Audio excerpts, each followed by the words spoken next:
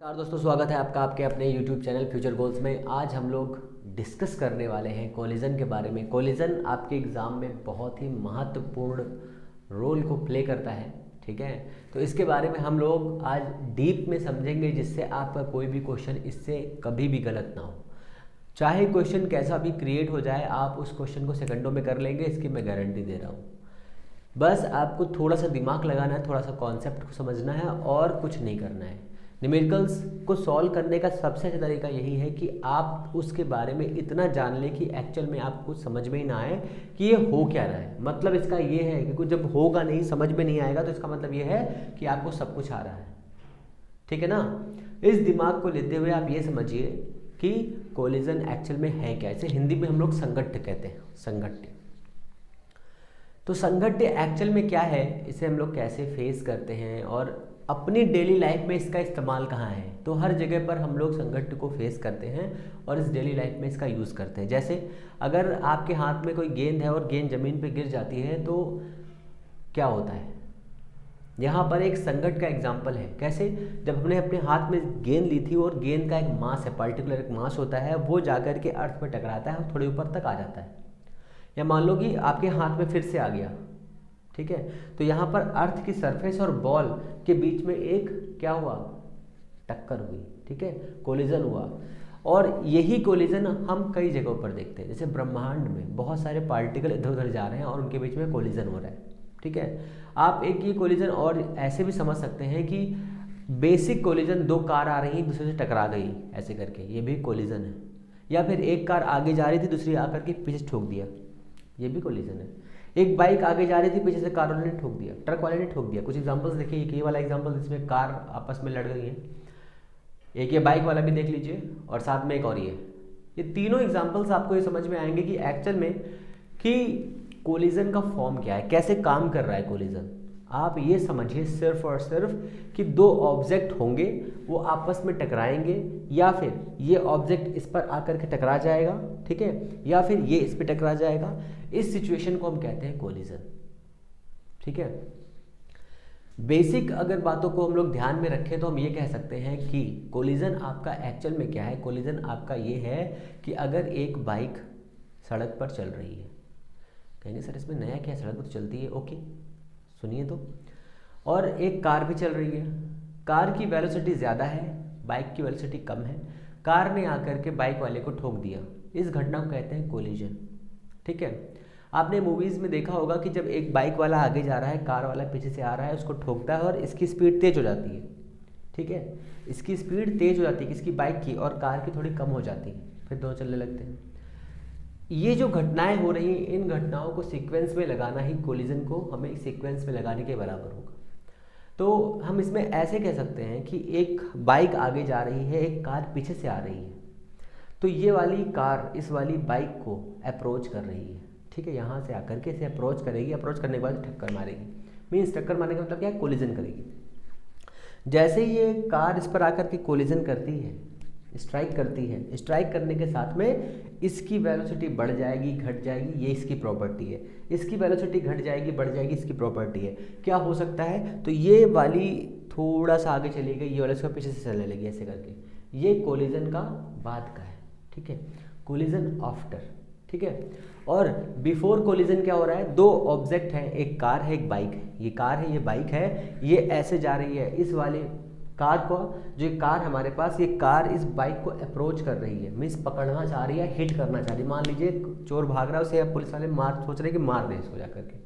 तो ये जब स्ट्राइक करेंगे जाकर के, ऐसे हिट करेंगे, तो ये हो जाएगा कोलिजन। कोलिजन के बाद में क्या होगा, इसकी स्पीड बढ़ जाएगी और इसकी क्या हो जाएगी, घट जाएगी। तो कोलिजन के बाद जो घटना होगी उसे हम कहेंगे दोनों अलग हो रहे हैं, चिपक जाएंगे, अलग अलग डायरेक्शन में जाएंगे। ये तीन चार घटनाएं होंगी, इसे मैं सीक्वेंस से बताता हूँ, पहले आप एग्जांपल समझ लीजिए। तो इसे कहेंगे हम सेपरेट हो रहे हैं, ठीक है, सेपरेशन ऑफ द बॉडीज, ऐसे कह सकते हैं। अब यहाँ पर इम्पॉर्टेंट क्या है, तो यहाँ पर आप ये समझिए कि सबसे पहले आपके पास दो ऑब्जेक्ट्स हैं जिनके पास में कोई वेलोसिटी, ठीक है, और वो कोलिजन कर रहे हैं। तब उसमें कौन कौन से फंक्शंस काम करेंगे, तो सबसे पहले उस पर काम करने वाला फंक्शन वो होगा आपका मोमेंटम, ठीक है। मोमेंटम के बाद में काइनेटिक एनर्जी, और एनर्जी के बाद में क्या बचेगा बताइए, वेलोसिटी।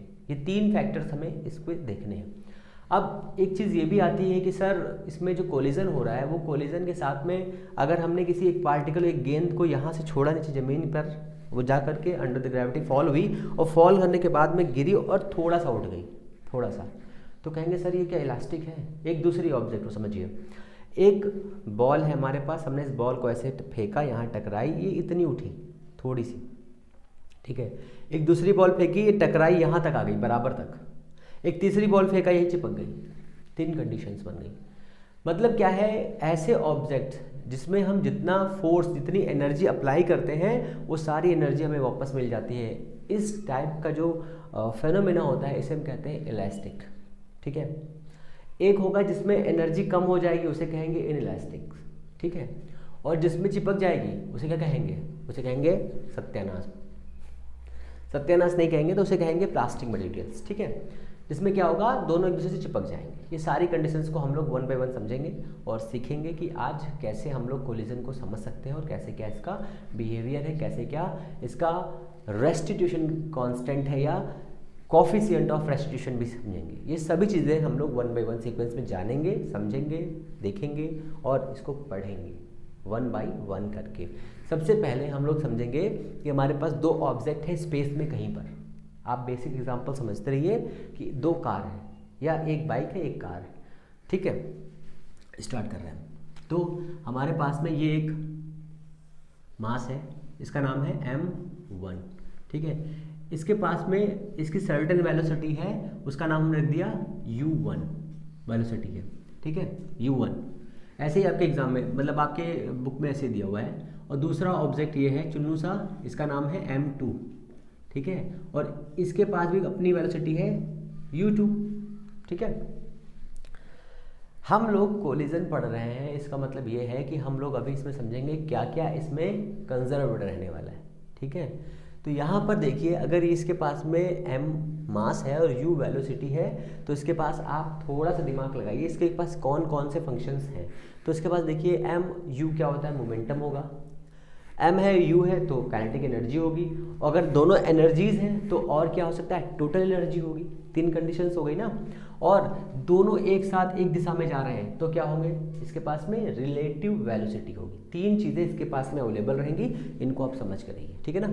जैसे आपने देखा होगा, एक पुलिस वाला अपनी कार लेके भाग रहा है, उसके आगे एक चोर जा रहा है बाइक से या अपनी कार से वो भी जा रहा है। दोनों धूम मचाले करते चले जा रहे हैं, भागते चले जा रहे हैं, भागते चले जा रहे हैं। और एक टाइम ऐसा आया कि दोनों ने एक दूसरे को पकड़ लिया। दोनों ने नहीं, मतलब पुलिस वाले ने चोर को पकड़ लिया। अच्छा, पकड़ लेंगे तो क्या होगा कि जो पुलिस वाला है ना, उसने इतनी अप्रोच करी, इतनी वेलोसिटी को इंक्रीज कर दिया कि इसको पकड़ सके। सोचिए, अगर इसकी वेलोसिटी 20 हो, इसकी वेलोसिटी 10 हो, तो क्या इसको पकड़ पाएगा? ये नहीं पकड़ पाएगा। तो कहने का मतलब ये है, कोलिजन तभी होगा जब u1 की वेलोसिटी ज़्यादा होगी u2 से। मतलब ये है, जिस पार्टिकल को हिट करने वाले हैं वो वाले पार्टिकल से जो दूसरा पार्टिकल हिट होने वाला है, वो वाला पार्टिकल की वेलोसिटी ज़्यादा होनी चाहिए, ठीक है ना। तो कंडीशन क्या बनेगी, u1 ज़्यादा होना चाहिए u2 से, ये कंडीशन है आपकी, ठीक है ना। अब यहाँ पर क्या होगा, अब यहाँ पर हो जाएगा, ये कोलिजन हो गया, ये बड़ा था, ये चुन्नू था m2 और ये हो गया m1, ठीक है।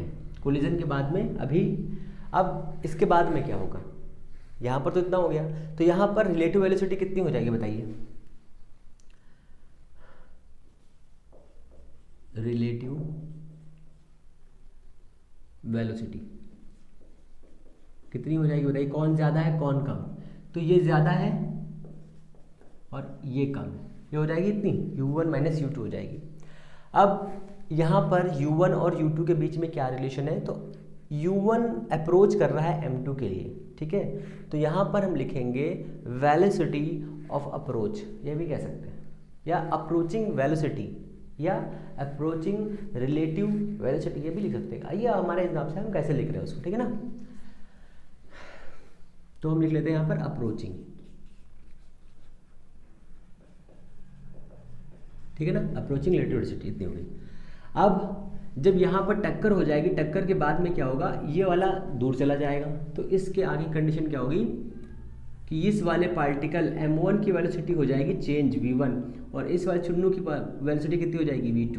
दोनों की वेलोसिटी में हो गया चेंजेस, दोनों की वेलोसिटी में चेंजेस आ गए। अब कौन ज़्यादा तेज चलेगा, तो m2 ज़्यादा तेज चल रहा है, तो यहाँ पर रिलेटिव वेलोसिटी कितनी हो जाएगी, तो ये हो जाएगा रिलेटिव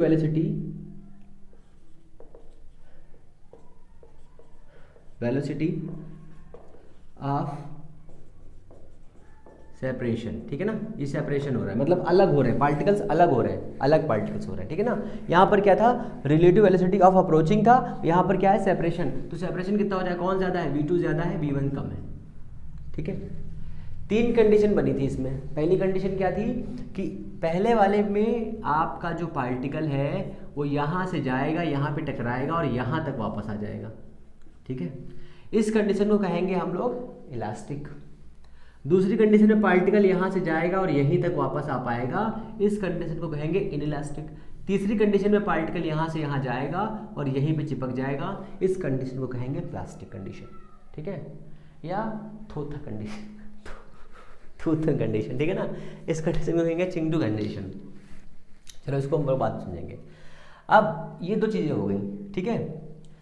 अगर आप थोड़ा सा दिमाग लगाएं तो यहाँ पर आपको समझ में आएगा कि कितनी वेलोसिटी कहाँ पर है, कितनी ज़्यादा कितनी कम। तो इन दोनों का रेशियो जो होता है उसे हम कहते हैं कोएफिशिएंट ऑफ रेस्टिट्यूशन, ठीक है ना, इसे हम कहते हैं। तो इसका हम नाम रखते हैं ई से, ई। तो क्या होगा, रिलेटिव वेलोसिटी ऑफ सेपरेशन, तो लिखेंगे relative velocity of separation RVS divided by relative velocity of approaching RVA, ठीक है ना, RVA क्या हो जाएगा, v2 minus v1 by u1 minus u2। इसको एक तरीके से और डिफाइन कर सकते हैं, E is equal to minus का v2 minus v1 by u2 minus u1। इसको हम ऐसे भी लिख सकते हैं, समझिए कैसे।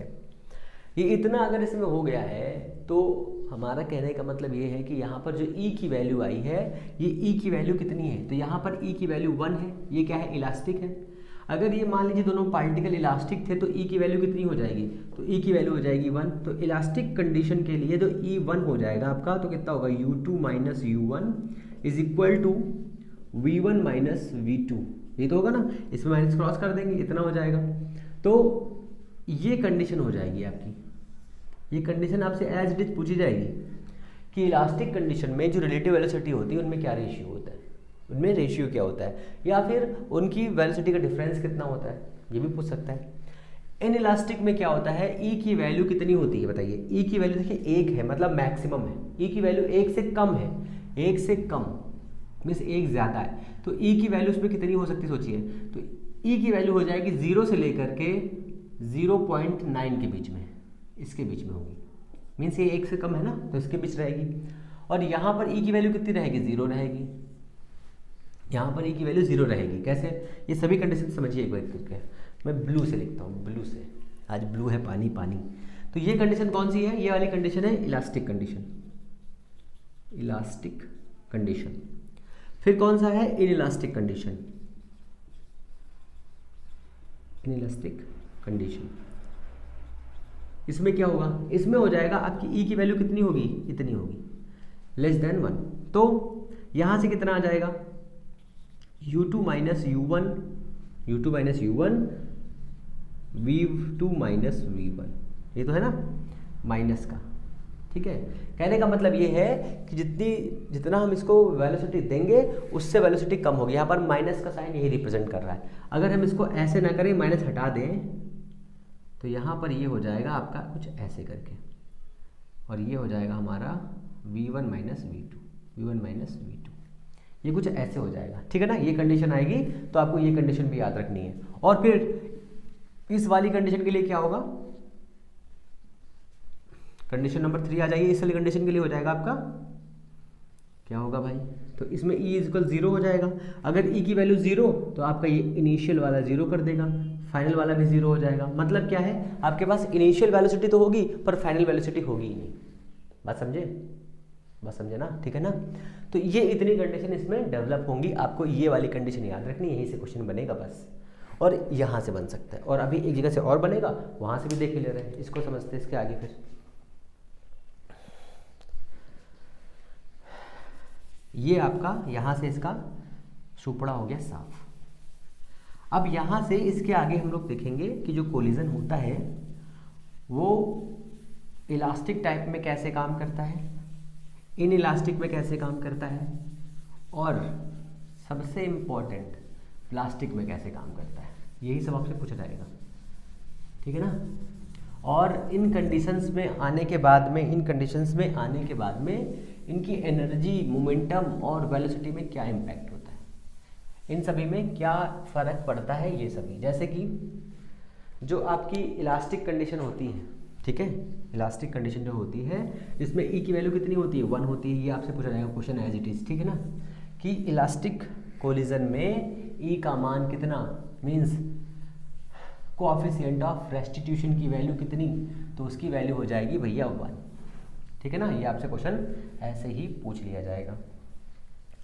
दूसरा आपसे ये क्वेश्चन पूछा जा सकता है ऐसे करके कि सर बताइए इन इलास्टिक कोलिजन में कोएफिशिएंट ऑफ रेस्टिट्यूशन की वैल्यू कितनी होगी, तो वो वैल्यू हो जाएगी कितनी, 1/2 हो सकती है, बिल्कुल हो सकती है, 1/4 बिल्कुल हो सकती है, 1/7 बिल्कुल हो सकती है।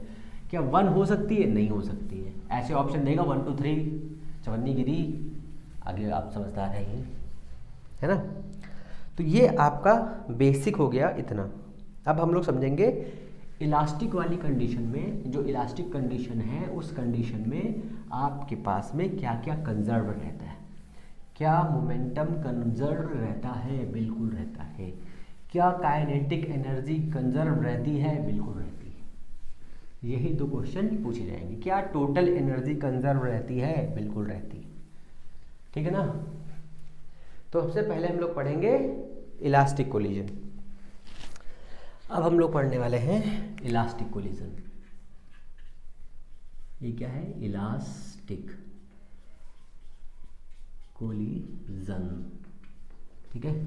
इलास्टिक कोलिजन में हमारे पास में क्या थे, 2 मास थे। हम यहाँ से स्टार्ट करेंगे, पूरा 1 बाय 1 समझते रहिएगा, टेंशन बिना लिए। ये मास है m1 और ये मास है m2। इसके पास है वेलोसिटी u1, इसके पास है u2, ठीक है ना।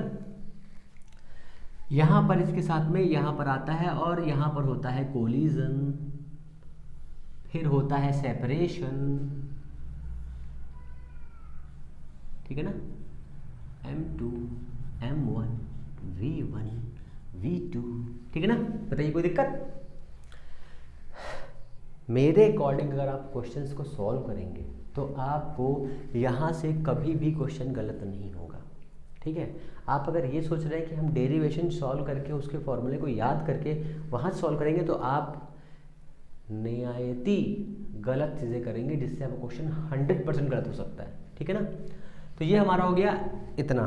तो सबसे पहले इलास्टिक कोलिजन में P means momentum, K means kinetic energy and E means total energy, सभी क्या होते हैं, कंजर्व्ड होते हैं, ये लाइन आप रट लो पहले तो, ठीक है। ये लाइन आपको रटना है, याद करना है, ठीक है। कैसे होते हैं ये समझ लीजिए। जैसे मान लीजिए हमने इसको एनर्जी दी 20 जूल, यहाँ पर इसको 20 जूल, इसको 10 जूल, इतनी एनर्जी से आगे बढ़ रहे हैं। जब कोलिजन होगा तो 20 और 10 कितना होगा, 30 यहाँ पर भी रहेगा और 30 इन दोनों में डिवाइड हो जाएगी, काम खत्म, ठीक है। ये एनर्जी हो गई। हमने माना कि इसके पास में मोमेंटम कितना है, इस वाले पार्ट का मोमेंटम है P1, ठीक है, और इस वाले का है P2, क्लियर। P1 के बराबर कितना हो जाएगा, m1u1, इसके बराबर कितना हो जाएगा, m2u2 मोमेंटम, ठीक है। आफ्टर कोलिजन यहाँ पर इसके पास मोमेंटम है P-1 is equal to m1v1 और इसके पास कितना है P2 dash is equal to m2 dash लगाओ यहाँ पे m2v2। क्या दोनों के जो वैल्यूज हैं वो क्लियर हैं, बराबर हैं, तो बिल्कुल है। कैसे, सपोज करिए कि दो पार्टिकल्स हैं, एक मास है m1, एक मास है m2, इसकी स्पीड है 1, इसकी स्पीड है 2, दोनों के मास कितने हैं? इसका मास है 2, इसका मास है 1, 2 और 1, दोनों की इसकी स्पीड कितनी है? 2, इसकी स्पीड कितनी है? 1। चलिए प्रैक्टिकल कर लेते हैं। इसकी स्पीड हमने रख ली 2 मीटर पर सेकेंड, इसकी स्पीड रखी कितनी? 1। इसका मास कितना रखा हमने? 2 kg, इसका मास कितना रखा? 1। ठीक है, यहाँ पर मोमेंटम कितना हो जाएगा? इसे क्रॉस करिए, कितना हो जाएगा? 4, ये मैं साफ कर दूंगा अभी, और इसका मोमेंटम कितना हो जाएगा? 2। ठीक है, यहाँ मोमेंटम टोटल कितना आएगा? 6। अब यहाँ पर आ जाइए, इसका मास कितना है? 2, इसका मास कितना है? 1। ठीक है, इसकी वेलोसिटी कितनी हो गई है? इसकी वेलोसिटी हो गई है 1, इसकी वेलोसिटी कितनी हो जाएगी? 2, इसकी हो गई 4। ठीक है, इसकी हो गई 4। अब यहाँ से निकालिए, इसका कितना हो जाएगा? m1 v1 कितना हो जाएगा? इसका हो जाएगा कितना? 2, और इसका कितना हो जाएगा? 4। दोनों का सम करेंगे कितना आएगा? 6। बताइए कोई दिक्कत है? Momentum is conserved. कंजर्व्ड हुआ कि नहीं हुआ भाई बताओ, बोलो बोलो, कैसे हुआ? कैसे हुआ समझिए। जब इस वाले हैवी मास वाले पार्टिकल ने हल्के मास वाले पार्टिकल को मतलब कोलिजन किया, स्ट्राइक किया, स्ट्राइक करने के टाइम पर देखिए इसकी स्पीड बढ़ेगी, इसकी स्पीड कम हो जाएगी। क्यों होएगा ऐसा? क्योंकि ये भारी है, टकराएगा, अपनी एनर्जी इसे ट्रांसमिट करेगा, और ट्रांसमिट करने के बाद इसकी एनर्जी कम हो जाएगी, इसकी एनर्जी से ज़्यादा हो जाएगी। बताओ कोई दिक्कत? कहीं पर प्रॉब्लम बताओ भाई, बताओ कहीं पर दिक्कत हो, कहीं पर निगाहें, कहीं पर निशाना। अभी ये मत कहना मुझे साजन के घर जाना है ना, ये कहना नहीं बेटा, नहीं तो मामला गड़बड़ हो जाएगा। पिताजी भेज देंगे साजन के घर, और वहाँ पे पता ही है क्या होता है। ये हो गया आपका इतना, मैं सब साफ कर देता हूँ, क्योंकि हमें हम लोगों को यहाँ पर बढ़िया सा डेरिवेशन सॉल्व करना है, क्योंकि ये चीज़ें काम की है। ठीक है ना। अब देखो इतना हो गया। अब हमने क्या बताया? हमने बताया ये कि यहाँ पर कोलिजन, आफ्टर कोलिजन क्या होता है? इतना मोमेंटम आता है, और बिफोर कोलिजन इतना मोमेंटम होता है। तो दोनों कंजर्व्ड रहते हैं। इसका मतलब क्या है? P1 P2 is equal to P1 plus P2 is equal to P1 dash plus P2 dash. अगर हम इसको ऐसे कह लें कि sigma P is equal 0, sigma का मतलब क्या है? नेट मोमेंटम 0 रहेगा, चाहे कुछ कर लो आप भैया। तो कहोगे सर बिल्कुल रह सकता है, कोई दिक्कत की बात नहीं है। तो ये आपका फॉर्मूला हो गया, और आपको क्वेश्चंस को ऐसे ही सॉल्व करना है, फॉर्मूला लगा के मत सॉल्व करिएगा, नहीं तो आप पागल हो जाएंगे, पागल वाले बाबू बन जाएंगे। ठीक है, अब अगर हम इसको और आगे सॉल्व करना चाहें तो ये हमारा बन जाए कितना? m1 u1 plus m2 u2 is equal to m1 v1 plus m2 v2 बन जाएगा ये हमारा। यहाँ से देखिए, यहाँ पर भी है, यहाँ पर m1, तो m1 कॉमन कर लिया हमने, कितना? u1 minus v1 is equal to m1 common कर लिया हमने ना। हाँ ठीक है, ओके। यहाँ पे आ जाइए इस साइड में, ये इसको इधर लेकर आए तो m2 कॉमन किया, कितना हो जाएगा? v2 minus u2। ये हमारा एक बेसिक इक्वेशन है, इसका आप इस्तेमाल अभी करेंगे, थोड़ी देर बाद भी कर सकते हैं, कई तरीक़ों से हम लोग कर सकते हैं इसका इस्तेमाल। अगर हम यहाँ पर रिलेटिव वेलोसिटी निकालते तो रिलेटिव वेलोसिटी का फॉर्मूला बनता है हमारा u1 minus u2 is equal to v2 minus का v1। ठीक है, आपको क्वेश्चंस को सॉल्व करना है। ठीक है, तो यहाँ से इस वाली वैल्यू को हम यहाँ पर पुट करके v1 v2 का मान निकाल सकते हैं बिना कोई टेंशन लिए। आप चाहें तो ऐसा भी कर सकते हैं कि u1 और v1 के साथ में खेला कर सकते हैं, तो हालांकि हमें वो करना नहीं है, तो हमें उससे कोई लेना देना नहीं होना चाहिए। जैसे यहाँ पर अलग अलग वेलोसिटीज़ दी हुई हैं, तो ये हमारा मोमेंटम कंजर्व्ड हो गया। अब आ जाइए काइनेटिक एनर्जी पर। ये इसके पास m मास है, u1 वेलोसिटी है, तो इसके पास काइनेटिक एनर्जी कितनी होगी? k1 हो जाएगी। ये कितनी होगी? Half m1 u1 square. इसके पास में काइनेटिक एनर्जी होगी k2 is equal to half m2 u2 का स्क्वायर। यहाँ पर भी काइनेटिक एनर्जी होगी k1 डैश is equal to half m1 v1 square. इसके पास भी होगी, तो उसके पास कितनी होगी? k2 dash is equal to k क्यों मैं लिख रहा हूँ? हाफ m2 v2 स्क्वायर बाबू। ठीक है ना, सॉरी, यहाँ पर हो जाएगा kinetic energy. Kinetic energy. Okay, तो क्या लिखेंगे, sigma K is equal to constant या जीरो। डेल्टा लगा दी मैंने, सिग्मा लिख लो भाई।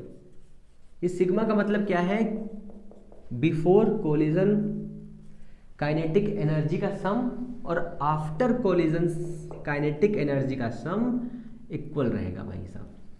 ठीक है, तो कैसे रहेगा, तो इसका हो जाएगा half m1u1 square plus half m2u2 square is equal to half m1v1 square plus का हाफ m2v2 का स्क्वायर। बताइए कोई दिक्कत?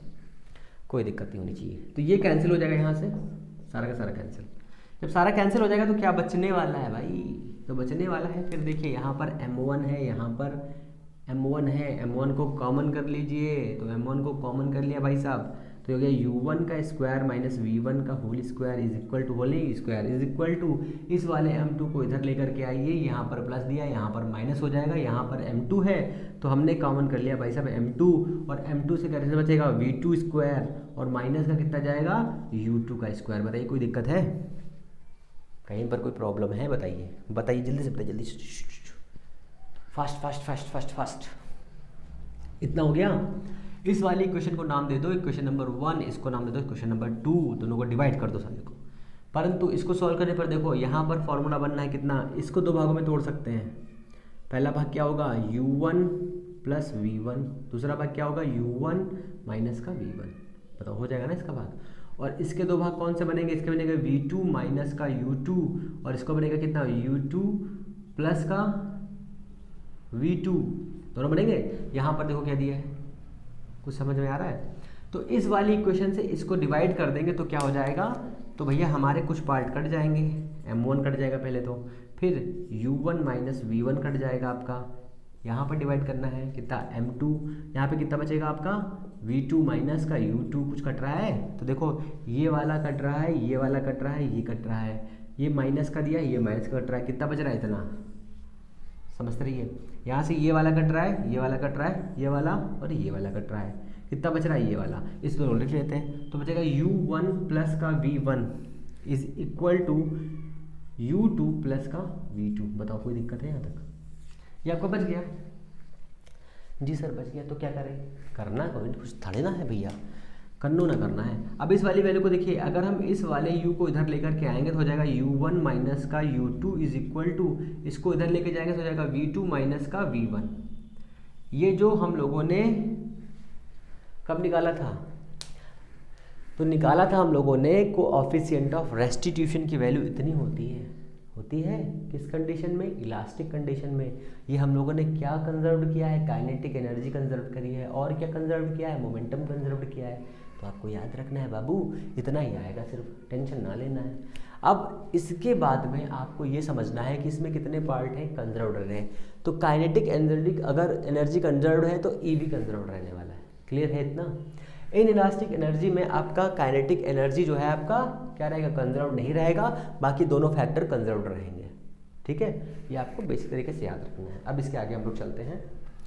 इसका शोपड़ा साफ करने के बाद यहाँ से यही आएगी भैया क्वेश्चन बताओ, पर इन क्वेश्चंस को सॉल्व करने का मैं तरीका दूसरा बताऊंगा आपको। ये तो न्यूमेरिकल्स होंगे, डेरिवेशन टाइप का हो गया, इसको सॉल्व करने का मैं तरीका बताता हूँ दूसरा सा, जो तरीका आपके काम आएगा, मज़ेदार तरीका, जिसमें आप क्या कहेंगे, सर मज़ा आ गया। और मज़ा तो आना ज़रूरी है, ज़िंदगी में दो काम ज़रूरी है, पहला मज़ा आना और दूसरा क्या करना, घूमना फिरना, एंजॉय करना। अब किसको किसके साथ घूमना है तो आप लोग के दिमाग में चल ही रहा होगा कि किसको किसके साथ घूमना है। अब हम क्या कहें भाई, सभी लोगों को सभी के साथ घूमना है। सभी लोग खुश रहिए, मज़े में रहिए, मज़ा करिए, एंजॉय करिए। ज़िंदगी सिर्फ और सिर्फ इसी का नाम है, समझे? तो ये हमारा हो गया आपका भी इलास्टिक कंडीशंस का। अब आ जाइए in elastic condition. In elastic condition में ई की वैल्यू कितनी होती है बताइए? इन इलास्टिक कंडीशन में ई की वैल्यू होती है 1 से कम, है ना? अब 1 से कम होती है तो आप फटाफट सॉल्व कर लीजिए इसको। अगर 1 से कम हो गई है ई की वैल्यू तो कितना मान आएगा? बताओ बताओ जल्दी बताओ। 1/2 होगा, बिल्कुल होगा। 1/3 बिल्कुल, 2/3 बिल्कुल है ना। अच्छा भाई चलो आगे चलते हैं। कहाँ? वहीं जहाँ कोई आता जाता नहीं, ठीक है ना। चलिए अब आपका इसमें हो गया ये वाला आफ्टर कोलिजन वाला। हाँ ठीक है, बिल्कुल बिल्कुल क्लियर हो गया आपका ये वाला। अब इसमें हम लोग समझेंगे कि न्यूमेरिकल्स कैसे लगाने हैं, न्यूमेरिकल्स कैसे लगाने हैं ना।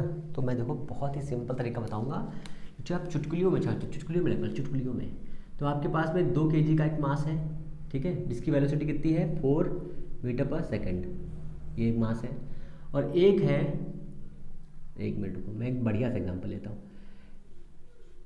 2000 kg का वेट है एक, और एक वेट है 10 kg का, ठीक है। ये है M1, ये है M2, ठीक है। इन दोनों की टक्कर हो रही है, ठीक है। इन दोनों का एक दूसरे के उसमें टक्कर हो रही है, 40 मीटर पर सेकेंड की स्पीड से टकराएगा जा करके, और इसकी स्पीड है 20 मीटर पर सेकेंड। अभी देखो कितना अच्छा इंटरेस्टिंग मज़ेदार रिलेशन आएगा, जो आपको सुनोगे मज़ा आ जाएगी, है ना। चलो ये हो गया। तो कहेंगे सर इसमें क्या हो गया, तो बहुत ही हलवा हलवा है।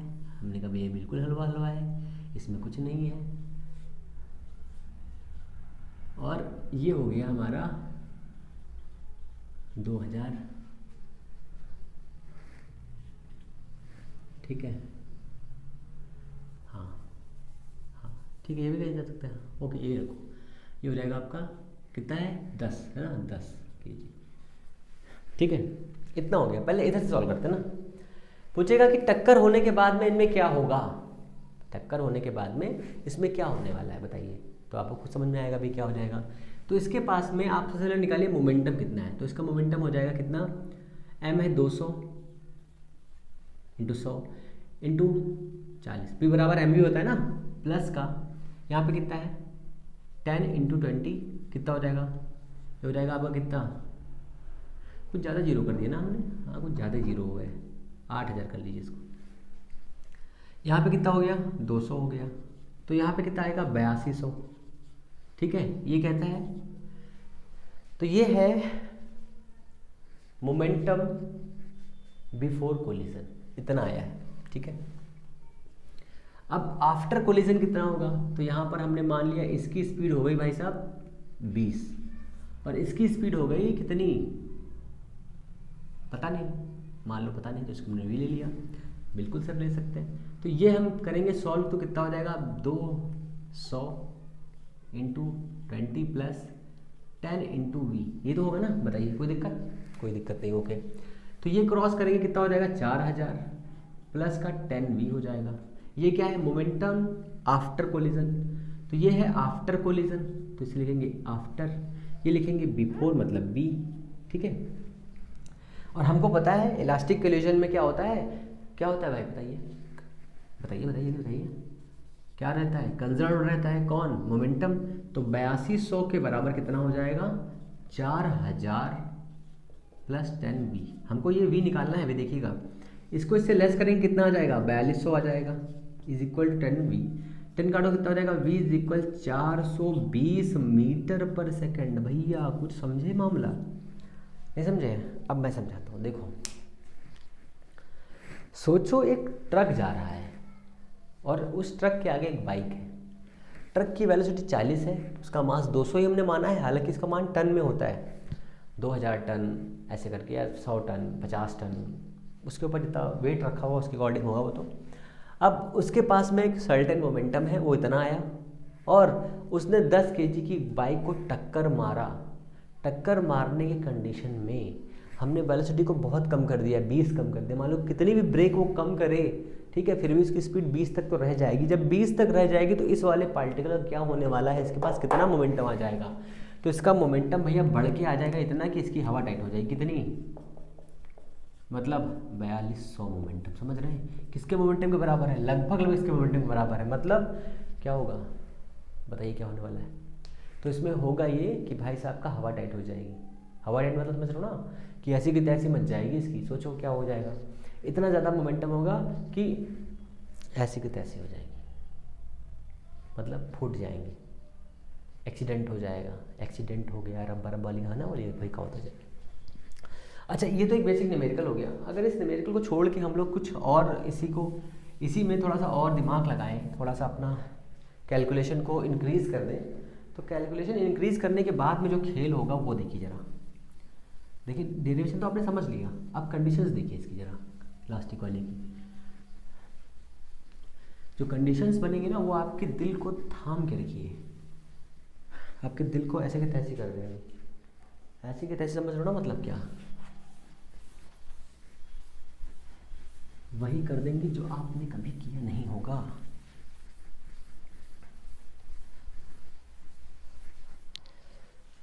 दो मास है, ये पहला मास है m1, दूसरा मास है m2, कोलिजन होने के बाद में m1 m2, ठीक है। इसकी speed u1 u2 v1 v2, ठीक है।